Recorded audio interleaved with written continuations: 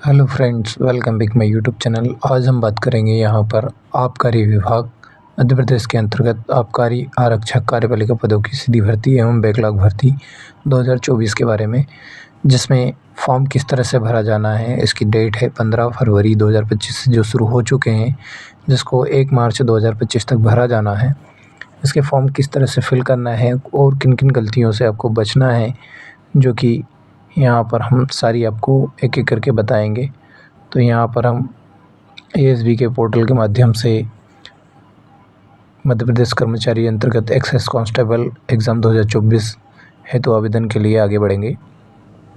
जैसे ही हम यहाँ से आगे बढ़ेंगे तो हमारे पास यहाँ पर आवेदन क्रमांक फिल करने के लिए ऑप्शन आएगा, जिसमें अपना आवेदन क्रमांक और यहाँ पर अपनी डेट ऑफ बर्थ फिल करके हम यहाँ से आगे बढ़ जाएंगे। जैसे ही हम यहाँ से आगे बढ़ेंगे तो हमारे पास यहाँ पर हमारा प्रोफाइल का विवरण खुलकर सामने आ जाएगा, जिसमें हम अपनी सामान्य सी जानकारी आगे भर के आगे बढ़ेंगे।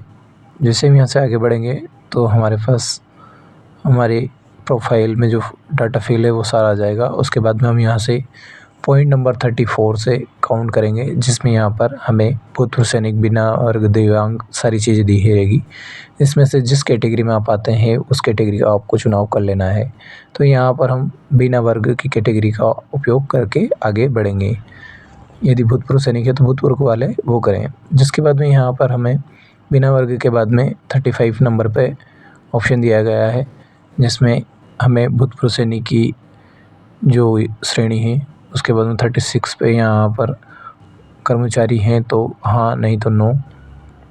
उसके बाद में 37 नंबर पर क्या आप छँटनीशुदा कर्मचारी हैं। यदि छँटनीशुदा कर्मचारी हैं तो यहाँ पर छँटनीशुदा कर्मचारी की डिटेल भरें, और नहीं है तो नहीं करते हैं। इसके बाद में यहाँ पर आपका 39 पॉइंट पे आ जाते हैं, क्या आप विधवा, परित्याग या तलाकशुदा हैं। यदि हैं तो हाँ करें। अगर शादीशुदा होंगे आप तो यहाँ पर ऑप्शन आपके पास खुला हुआ रहेगा। फिर यहाँ क्या आप अंतर्जातीय विवाह आपने किया हुआ है किसी भी निम्न कैटेगरी या उच्च कैटेगरी की श्रेणी में, तो इस पर भी आप यहाँ पर हाँ या नहीं का टिक करें। यदि हाँ किया है तो हाँ करें, नहीं तो नहीं करें। इसके बाद में क्या आप विक्रम पुरस्कृत खिलाड़ी हैं। यदि हैं तो आप हाँ करें, नहीं तो इस पे भी यहाँ पर नो कर आगे बढ़ जाएं।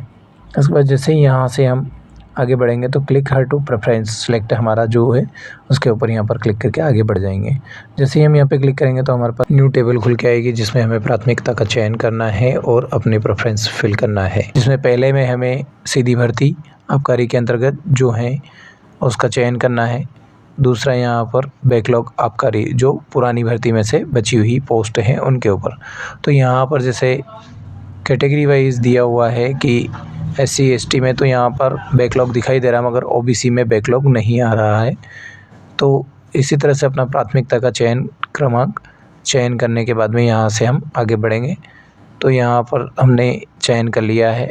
उसके बाद में यहाँ से हम नीचे आ जाएंगे तो यहाँ पर हमारा मध्य प्रदेश रोजगार कार्यालय का रोजगार पंजीयन के लिए हमें यहाँ पर हाँ कर देना है। रोजगार पंजीयन के लिए जैसे ही हम यहाँ पर हाँ करेंगे तो हमारा पंजीयन क्रमांक हमें यहाँ पर दर्ज कर देना है। पंजीयन क्रमांक का दिनांक और रोजगार पंजीयन का जो आपका जिला है वो। इसके बाद में यहाँ से हम आगे चलेंगे तो 43 नंबर का जो पॉइंट है उसमें क्या आप नियम पुस्तिका के 1.11 के अनुसार दी गई न्यूनतम शारीरिक अर्हता रखते हैं। तो यहाँ पर शारीरिक अर्हता में पुरुष के लिए 167.5 सेंटीमीटर और महिला के लिए 152.4 सेंटीमीटर हाइट होना अनिवार्य है। और सीने का पैरामीटर पुरुष के लिए दिया हुआ है 81 सेंटीमीटर विदाउट और 86 सेंटीमीटर फुला हुआ। इसके बाद में यहाँ पर नोट भी दिया गया है कि आपको 5 सेंटीमीटर का अंतर होना आवश्यक है, जो कि फुलाए हुए। इसके बाद यहाँ पर 44 नंबर का पॉइंट भी आएगा, जिसमें यहाँ पर कहा गया है कि आपने जो नियम पुस्तिका पढ़ी है उसके अनुसार आप शैक्षणिक अर्हता रखते हैं, उस पर हाँ करें। यदि नहीं करते हैं तो आप आवेदन नहीं कर पाएंगे। तो इसी प्रकार से यहाँ पर सारी अपनी जानकारी अच्छे से देखें और फिल करें। इसके बाद में यहाँ पर 46 नंबर का पॉइंट है, जिसमें कि यहाँ पर आपसे समग्र की डिटेल मांगेगा कि आपके पास आपकी समग्र ID है कि नहीं। तो यहाँ पर हाँ करें और अपनी समग्र ID प्रोवाइड कराई जाए, क्योंकि देखो बाद में भी आपको फिल करना है, उससे अच्छा अभी फिल करें। यहाँ पर फिर हमें 48 नंबर के पॉइंट पर अपनी प्राथमिकता के अनुसार शहर का चुनाव करना है, जिसमें कि आप एग्ज़ाम सेंटर कहते हैं। तो यहाँ पर 4 एग्ज़ाम सेंटर चुनने पड़ेंगे, जिसमें से किसी भी एक को नहीं, मतलब हर एक बॉक्स में अलग अलग 4 सेंटर चुनने हैं। ऐसा नहीं कि आप चारों जगह पर एक ही सेंटर चुनें और फॉर्म को फिल कर लें। तो इसी प्रकार से अपना चॉइस फिलिंग करके आगे बढ़ जाएं।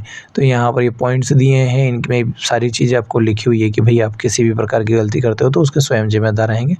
तो यहाँ पर हमने आगे बढ़ पर जैसे क्लिक करा तो हमारे पास हमने जो फॉर्म फिल किया है उसकी सारी जानकारी यहाँ पर दिखाई देगी कि हमने क्या क्या फिल किया है। तो यहाँ पर जैसे भुगतान की स्थिति में देख लीजिए, यहाँ पर भुगतान नहीं लिखा है और यहाँ पर भुगतान कितना करना है।